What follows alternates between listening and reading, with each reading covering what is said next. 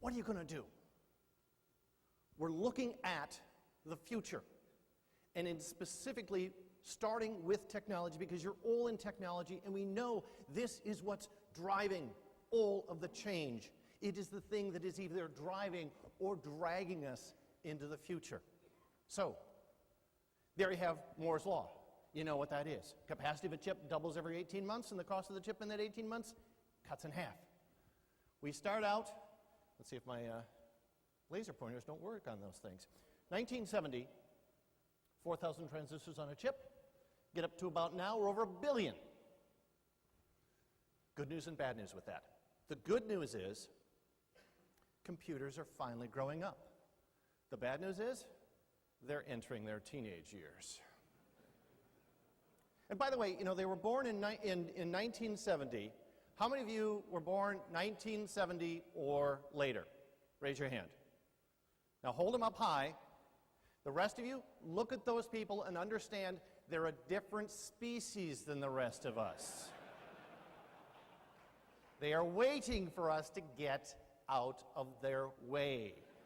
We are linear, they are nonlinear, and they are growing impatient. All right, so we're going to explain the good news and bad news with this by obvious examples of vacuum cleaners. Now you recognize the one on the side there with the long stick. What's the other one? A Roomba. Anybody own a Roomba? Wow, okay, so we got somebody sitting in the front that I can actually see their hand. Roombas are robotic vacuum cleaners. And you plug them in, and then they wander from the base, and if they bump into something, they back up, change the trajectory, and then they keep going until they cover the entire floor. Then they go back to the base and recharge. Kind of a cool concept, and people who have them generally like them, unless they get stuck under the bed. So, we're going to get rid of these things, and we're going to bring back Moore's Law with more information. The yellow lines there deal with the left-hand side of the chart, millions of instructions per second. The brains of living creatures compared to the processing power of the chips. So, what you have there, the first yellow line, the brain of a spider, crosses the line about year 2000. So basically, the chips that we have in the Roombas now are kind of like spider brains. Spiders know navigation. They have grids, webs. But a spider does not know how to hunt food. It has to come to it and get caught in its web. In essence, the Roomba is a spider.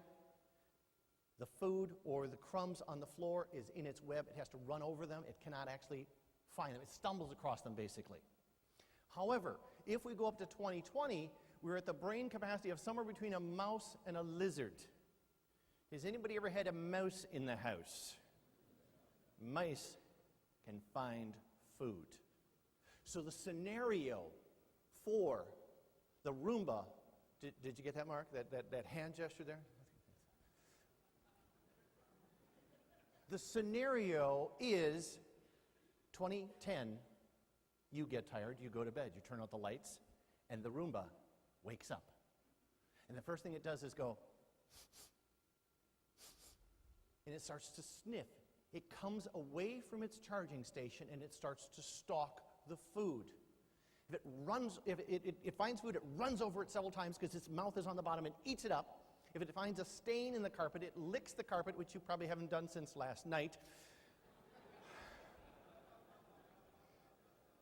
Figures out what kind of chemicals does it have in its backpack to make sure that it doesn't ruin the dyes or the fibers, gets that stain out, cleans up the whole floor, then goes back to its base. Now how many of you want a Roomba? Going to have to wait till 2010. And if we go up to 2020, how many of you planning on still being alive in 2020? Anybody? Anybody? Good, good. Those of you, you're going to wait. You're going to decide. You want to see how this talk's going to go before you're going to commit on that one. By the time we get up to 2020, we are crossing the line with a brain capacity of somewhere between monkeys and humans. And notice those of you claiming to be human, how close those lines are. So here is the scenario of a Roomba of 2020.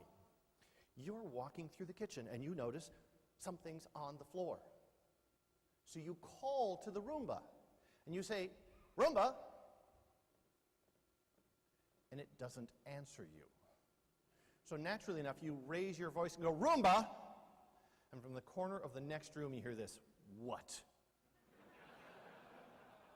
So you say, "Well, excuse me for bothering you, Roomba, but something got spilled in the kitchen. Would you mind? God, why do I have to do it all the time? Refrigerator just sits there, doesn't do anything.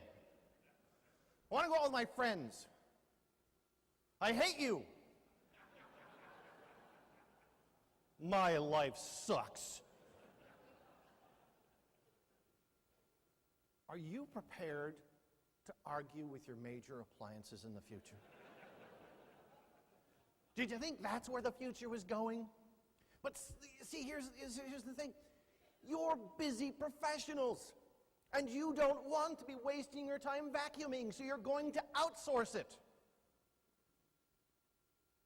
to Silicon, down on the floor, and you want this thing to solve problems, to reason, so it can distinguish between the spilled soda and the popcorn and the gerbils and the grandchildren. Just a thought. So we get rid of this, and we bring up this marvelous quote from Mitch Ratliff, who said, "A computer lets you make more mistakes faster than any invention in human history, with the possible exception of handguns and tequila."